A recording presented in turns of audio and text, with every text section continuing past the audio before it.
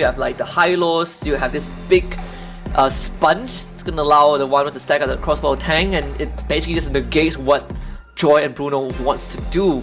So I do like this approach from the side of RORA. Now they get their first pick on in the second phase. Once more, they're looking for a front line. We saw how they managed with that Yue Edith in game 1, because they do have the Matilda supplementing that. Let's go. Could go down the same route, but first they'll pick up the Irithel. Yeah, they'll just go ahead and grab that here. I still feel like Aurora could potentially go into the EXP lane show. But if they're leaving EXP for the very last pick, it doesn't seem very likely. We did see the Akai earlier to counteract Joy. Wouldn't be too bad to handle high-lows either, but I don't really think that's what they're going for. As for TODAK, now we'll see them finish up their lineup. They're still looking for a mid lane, as well as a roam or EXP, depending on where high-lows goes. Have to review it either way. Looking, I still think the Cho is not bad unless they want to go back to the Gatot, right? Like it's one of those, the few picks that TODAK really loves to lean into. We'll find a way. So they go for the Hilda once more. It should be, yeah, it's a Momo Hilda. So sticking to somewhat of a similar approach from game 1 with how they want to approach the XP lane. This could be it. Is that Edith pick again for Aurora? Is it still possible? Edith is possible. Not bad at all, considering things. Wondering if there's anything else. I'm trying to think if there's anything else. Blue is open, Phobius is banned, CC is okay, not too bad. I'm not a fan of it here, but it can work. Let's fight to our hearts. Because TODAK has gone. We forgot about we. Sometimes you just forget about the Lucas. He's so new that you just forget about it, because like some teams will pick him and some teams will just ignore him outright. You know, sometimes you just don't even realize he's in the game. Yeah. So, sometimes you just expect him to get perma banned, right? It's one of those few situations. But yes, Lucas back at it again into the Hilda. TODAK going for a very similar approach from the previous game, but a little bit worried for TODAK. But let's see how this goes as we jump into the Land of Dawn for game number 2. Once again, this is potentially the last game of the day. We've got TODAK on the blue side and Aurora on the red. Of course, parallel jungling with demonkite starting on the purple buff and Zaed on that orange. It's gonna end up on the top side of the map. If there's anything we learned from game 1 is that this renejay Matilda is nasty with how he keeps Aurora moving around the map. And I think the combination of Matilda with Lucas is going to be very annoying to handle, not to mention the Irithel having an extra way of getting away from things. We're gonna jump into a quick pause here. If the teams are facing technical difficulties, we gotta make sure that they are a-okay to continue so that everything is fair and secure. But I also want to highlight that Edward is playing Brave Smite Vengeance Lucas. So he's already difficult to kill without a Matilda on top of things. Oh yeah, not just that. He also the Lucas Matilda is kind of what we saw early on with TLID, right? Like Widdy and Aran. We saw that in and out. You're always able to juggle kind of your aggro. Lucas goes in, gets some chip damage, and then he just backs off. Whenever whenever the Matilda is around, I definitely won't be surprised if that's how if Bruno into Irithel should be okay, although I am leaning towards doming a lot more. But this Lucas Hilda, my biggest worry is that we're gonna not have the Hilda being able to move around the map as much as she wants to, not to mention you always have Matilda to kind of supplement the rotation of RORA. Hilda does do pretty well into Lucas, all things considered. And with Concussive Blast, I think Momo should out-damage him before level 4. So I think we're already seeing Aurora shift a little bit towards that EXP lane just to give him a hand and unlock the Lucas so that he can be part of team fights. Small mid lane is between zaimsempoi and Yue. This could be an off-tempo play that TODAK might not expect. No demonkite. Check the bush, find Zaed, big burst, first blood for you. Wow! Well, Zion did not see that one coming. He figured that, oh, I can hide in here, I can get away if they find me, but it happened so quickly that Aurora just instantly got the turtle. There was just no way for any members of TODAK to respond to that one, and Zion is even gonna lose out on the orange buff for this. Yeah, they're gonna try to catch Domeng. Oh, if one last crit would have been the undoing of D, but yeah, Domeng gets away. And unfortunately, TODAK gets nothing topside. Contrary to game 1, this demonkite is not on alpha, it's on the Suyo, so that early game damage is something that you definitely cannot underestimate. But being able to put Zaid behind this early is definitely a big plus point for RORA. It's a huge plus point, in fact. Edward is definitely having some difficulty. It looks like Aurora did end up leaving him to his own devices, but he is doing a good job of keeping Momo in lane as well. Because Hilda is not able to roam around the map as comfortably, are not able to really keep track of where renejay is going to be, and because of that, TODAK is going to be a lot more vulnerable a lot of the time. They tried to match up in aggression, but yeah, Zaim actually missed the Eternal Guard on Domeng up there. I think that knockup could have been what they needed to get the finisher, but yeah, they did manage to land it. Eternal Guard stolen by Yue. So we get the next turtle on the bottom side, around 40 seconds, circling Ego into just get big combo. Good Terrify, Eternal Guard, that's the glorious pathway lane on top. renejay somehow gets out and still they get Momo. And Edward throws his life away. Demonkite doesn't find this snipe. Man, how did RORA get away like that? And they end up trading EXP for EXP, but that should 100% have been a kill on renejay as well. I think you just cannot give this man Matilda. He is too good. And Aurora is slowly but surely eking out more and more advantages. Already a 2-level lead on Demonkite compared to Zaid because of all the jungle invades. And because of that, I don't think TODAK is going to be able to contest this next turtle either. Probably sealed by Demonkite already. So level ahead. Zai is not even close to that, although TODAK is going to be showing some presence. Perhaps he wants to give that false illusion that they want to take this fight. Aurora not gonna bite it though. Just work on the turtle as fast as they can to get it. Circling Eagle from renejay just in case. And I mean, look at that rotation. Demonkite, he's past mid lane already. Yeah, it's just so easy for them. Like, I really feel like the Matilda should have been respected, should have been banned or contested at least, but TODAK has already picked their poison this game. A flicker from Zion just to get away from Edward in the turtle pit. And we're 5 minutes in, Aurora with the 1k gold lead and quite a lot of control over the map. Yeah, plenty of control. In this case, Aurora steadily building up that, not necessarily gold lead, but the macro advantage for sure on the map, right? Domengkite having a great time. Demonkite is just doing his thing. And he frees up Edward to constantly just walk with the rest of his team. And then Demonkite, he just cashed in on that bottom wave. So you get this Suyo as far ahead as possible. He's edging at a 1k goal advantage over Zaid. It's a pretty notable difference here. Oh, Zayn in some trouble. And Edward almost finds solo kill past the turret. That is madness with this Lucas.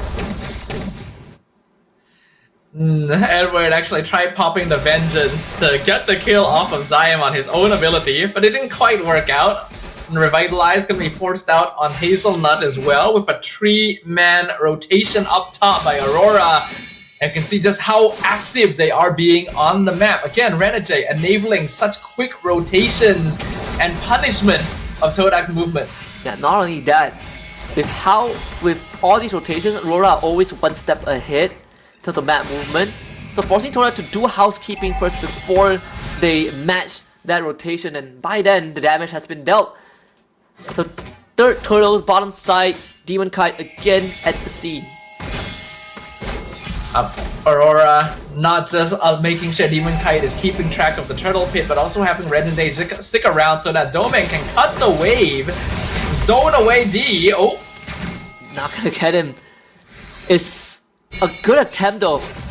It's close to being wishful, but at the end of the day, they just don't have the resources, right? They needed crowd control. Law and order just not enough for that. Yeah, I like the idea by TODAK, but they just don't have the lineup to do it. That's why I'm still not too sure about the Hilda EXP. Just doesn't offer enough utility when Aurora can move around so quickly. Like a Matilda, like yeah, Hilda can keep up with her, but that's about all you can do. Everything else, you'll have to rely on the rest of your team, and TODAK is not looking too comfortable right now. Definitely not. The biggest worry is how is TODAK going to kind of make that transition when the game goes late, right? Might end up just like game 1, Edward upping Unleash the Beast and the Vengeance as well, trying to just do as much damage as he can before he goes down. Falls, Momo, gone up by demonkite, pops the spring, gets away. What a circling eagle for renejay as he collects D in the backline. Yue now flickers forward to get the Terrify. And zaed, unfortunately, not able to fit any pick off. What a turnaround from RORA. Renejay is just too good on this hero. You cannot let him have it. Aurora is enabled so heavily right. Oh, zaed messed up. Renejay stole the purple buff, and now they are being sieged in the mid lane. Domeng to the leap over the turret, find the kill. Demonkite follows up. Momo, no sprint, he's dead. Yeah, things are looking very bad now. I know I mentioned that compared to game number 1, TODAK has a more late game potential to play with, but that late game potential requires you to not be too far behind. And at this stage, a 3k difference is actually still manageable, but TODAK is not in any position to make something happen and to try and even things out. And that is a little bit concerning, but for Aurora, it's just another day for them, right? This is very comfortable. They're playing exactly the way they want to, the way that they're comfortable with. The rotations have been clean and efficient so far.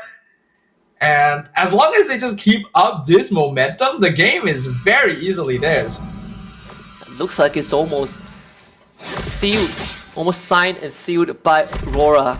They just put TODAK in a very, uncomfortable spot. I mean, who is going to catch Domeng, right? They've tried multiple times, but with the lead that RORA has, Domeng is not only going to be that big cannon just blowing through their health bars, but also it feels impossible to catch up to it. Especially with a Matilda as well, right? Domeng has sprint, he's on an Irritel, he has a Matilda, and you don't pick CC for your EXP laner. And I don't mean the CC the hero, I mean the crowd control. TODAK just doesn't have tools of locking down not just Domeng, but almost anyone on Aurora, because like you already highlighted, Husky, Law and Order is not gonna do enough. Yeah. I would even call it just a mini stun than a proper crowd control. And Edward pops Vengeance again. Scores pathway out. What a knockup by Renejay. Multi-target. zaed thinking of a dive but decides against it. So once again, Aurora just gets the abilities out of TODAK. And Aurora just have to sit and watch as Aurora gains possession of the Lord Pit. 2 battle spells and 2 ultimates traded from TODAK, while Aurora only had to spend 2 ults and 1 battle spell. And I think their cooldowns are a little slower overall. They're now on top of the Lord. They see zaed down bottom. They know that TODAK doesn't actually intend to rush this. In fact, TODAK really should not still be here. Yeah, I think Renejay just killed Edward by accident. Taking that right into D. Not really the smartest choice. I mean, they have a lead, but not that big of a lead. It's literally just saying, like, TODAK really should not be here right now, and then Edward gets pulled into his death. So it turns out they are supposed to be here after all. But the net worth lead is still in favor of Aurora. It's about 4.5k. Not actually the worst, but also not within ideal parameters either, even if you're considering the late game scaling potential of TODAK, because Aurora's late game is not bad either, right? You gotta keep that in mind. It's not as if they're too far behind on that. But D has finally hit them. Oh, zaed! He is dead for sure. There's no way out. So now TODAK has to try and find a trade. And Renejay with the flicker, that's a half-court Matilda guiding witch. And now they're gonna turn around. Oh, 2-man stun. Slowly Turtle got dropped as well onto Hazelnut.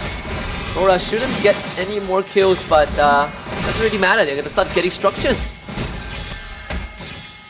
Yeah, things are looking a little like TODAK is not being active enough on the map. You have a Hylos and a Hilda. How is it that your jungler is being caught out by a rotation through the river while dealing with the Lord? What is the rest of the team trying to achieve right now is what I am most confused about. Zaed still a little bit of gold off of that holy crystal, but deee does finally have the power spike necessary to start doing some damage. It is actually still matching with Domeng, having 3 items each, but you can see that the Irritel even has a little bit of armor just in case to keep themselves in the fight longer, and there is just a general overall goal lead for Aurora in every position. It's getting... just in the blink of an eye, we're looking at a almost double the goal advantage than last we checked in on RORA, right? From 4k to almost 8k. Every single part of the map not controlled. Like, this jungle does not belong to TODAK anymore. They will need to stick together as 5 to even have a chance to threaten any sort of damage. But Edward just dives the backline. There's 4 people of TODAK zone away. Defensive glorious pathway. They want to look for Domeng, but it's just to no avail. Momo gets blasted, and Edward collects hazelnut. 2 more kills for Aurora. I think we've reached the point where we can say it's a little bit a GG for Aurora. 8.5k lead, 13 minutes in. Most of their cores are already hitting that 4th item. TODAK still having difficulty catching up on that regard. And because they are relying on a Hilda and Hylos to just try and hold the front line through sheer bulkiness, and they're dealing with an Irritel that can minus their armor down, as long as they don't make like overly big mistakes. Yeah, as long as renejay doesn't pull his teammate to the grave, and it should be fine. So this is going to be 3 waves synced up. We're looking at some cracked inhibitors in just a little bit. It could be a GG push if RORA finds another fight, but Zaed, he's gonna be on the flank. The question is, where is the opening, right? Because renejay, he's gonna go straight for it. Momo trying to draw attention away, but not that they really care. Momo now has to run. Slowly Eternal got dropped onto zaimsempoi. Edward leaps back in with the flash tap. That's all inhibitors of TODAK destroyed by RORA. And TODAK couldn't put up a fight at all. RORA is doing such a good job of controlling things, juggling things. Edward by himself was zoning 3 people in the backline. I mean, deee almost lost his entire health bar from 1 heavy crossbow. The splash damage just killed Zaed. And I think that is truly GG. It's RORA looking to clean it up slowly but surely to that own TODAK. deee switches to Winds of Nature again. The Terrify from Yue, but the crystal explodes and Aurora just shines the northern light on TODAK with a 2-0 victory. A team that fell short at the M6 World Championship, now eager to once again show the world why we looked so fondly at this lineup in the first place. A clean sweep against TODAK, which will move them forward into the Group D upper brackets, 1 victory away from being able to qualify directly into the Challenge Finals. But they'll first have to play against